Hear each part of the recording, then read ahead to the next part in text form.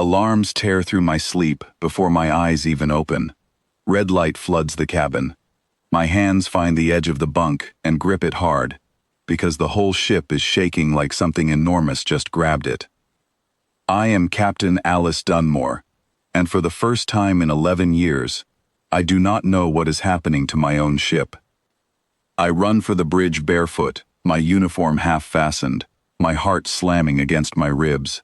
The corridor lights flicker. A voice crackles over the intercom, calm despite the chaos. "Captain, we are dropping out of faster-than-light travel early. Something pulled us out. I could not stop it." That voice belongs to Orin, the ship's artificial mind, and Orin does not panic. If Orin sounds uncertain, then I should be afraid. I burst onto the bridge.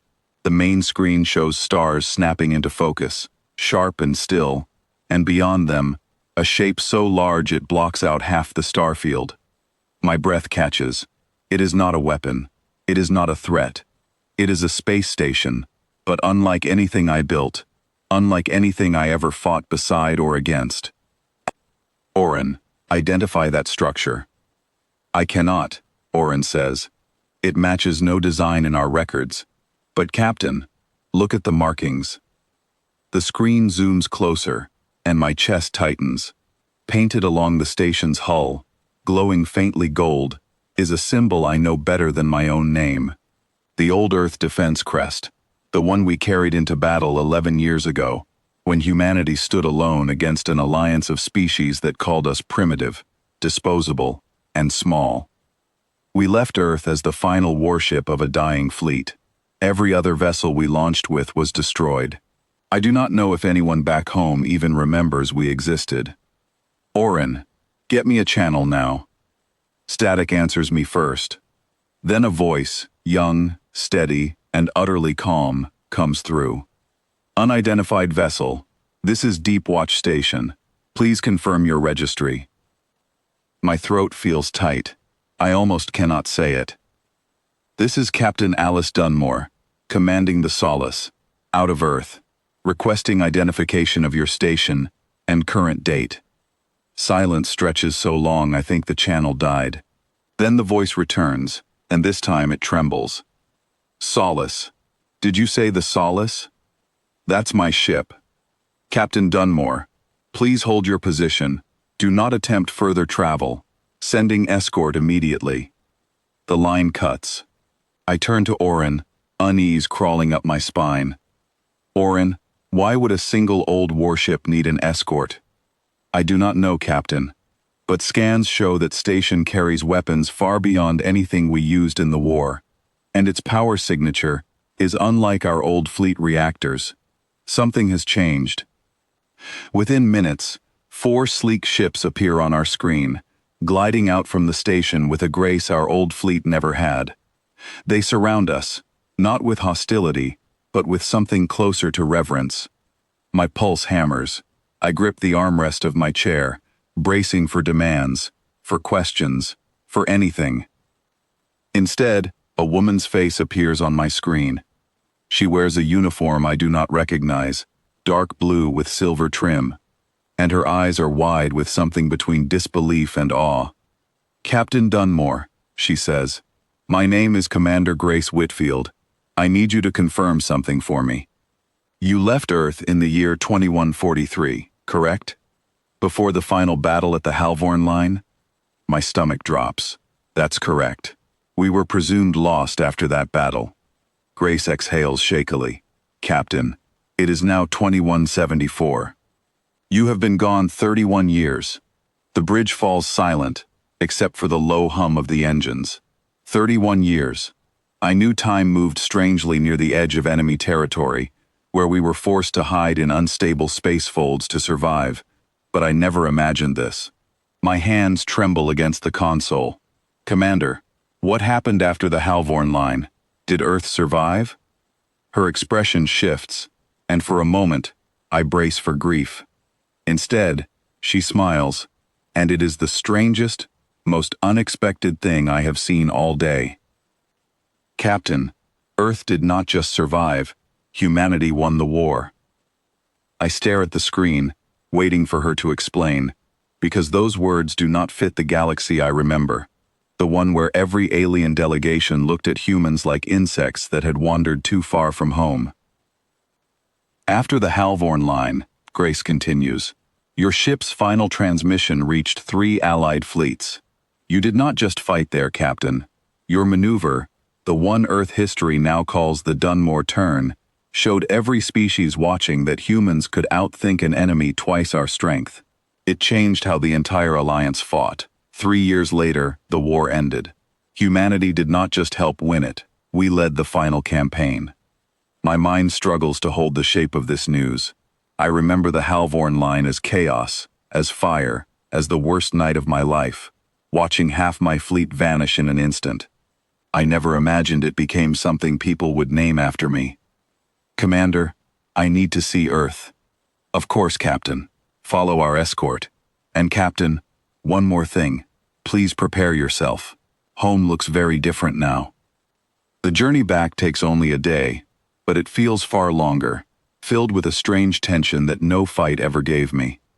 I stand at the viewport, watching stars slide past, and I think of my crew, all 6 of them, sleeping in stasis, to survive the long years we spent drifting after the battle. I have not woken them yet. I want to understand what we are returning to before I place that weight on their shoulders. When Earth appears on the screen, my breath catches painfully in my chest. The planet looks the same, blue and green and beautiful, but everything around it has changed. Dozens of orbital rings circle the world, gleaming with lights that spell out patterns too organized to be anything but purposeful. Ships of every design imaginable move between them, human hulls flying beside alien ones, working together with an ease that once seemed impossible. Orin, are you seeing this? I am, Captain. Scans confirm the Alliance headquarters, previously located near the old Kestrel colony, has been moved here. Earth is no longer a small, defended world. It has become the center of galactic government. I sit frozen in my chair, unable to speak. We left a planet fighting for survival, hiding its cities beneath shields, rationing power just to keep its defenses running. We return to find it standing as the heart of the very alliance that once dismissed us. Grace's voice returns, gentler this time. Captain, there is a reception waiting for you, but I imagine you would prefer something quieter first. There is someone who has been waiting a long time to see you. Who? Your brother, Henry Dunmore. He never stopped searching for signs of your ship. He is here, at the station above Earth. My hands shake against the console. Henry was 23 when I left, still finishing his engineering studies, still teasing me about flying off to fight a war that seemed unwinnable. I never expected to see him again. We dock at the station an hour later. I walk through the airlock slowly, my legs unsteady, more nervous than I ever felt walking into battle. The corridor beyond is bright, filled with a mixture of human and alien faces, all turning toward me with expressions I do not know how to read. Then I see him. Henry stands near the far wall, older now, his hair touched with gray, his eyes exactly the same as I remember. For a moment, neither of us moves. Then he crosses the distance in a few quick steps and wraps his arms around me so tightly I forget to breathe. You're alive, he whispers. You're actually alive. I hold on to him, and for the first time since the alarms woke me, my mind stops racing. I let myself feel the relief, the years, the loss, and the strange, impossible joy of this moment. When we finally step back, Henry studies my face like he is trying to memorize it all over again. They teach children about you now, he says quietly. The Dunmore Turn is in every history lesson. People say your ship saved more than Earth. They say it saved the idea that small, stubborn people can still matter in a galaxy full of giants. I laugh, though my eyes sting. I was just trying to keep my crew alive. That's exactly why it worked, he says. Later, standing at a wide window overlooking Earth, I watch the planet turn slowly beneath us, its lights sparkling long into the night side. Grace joins me quietly, giving me space before she speaks.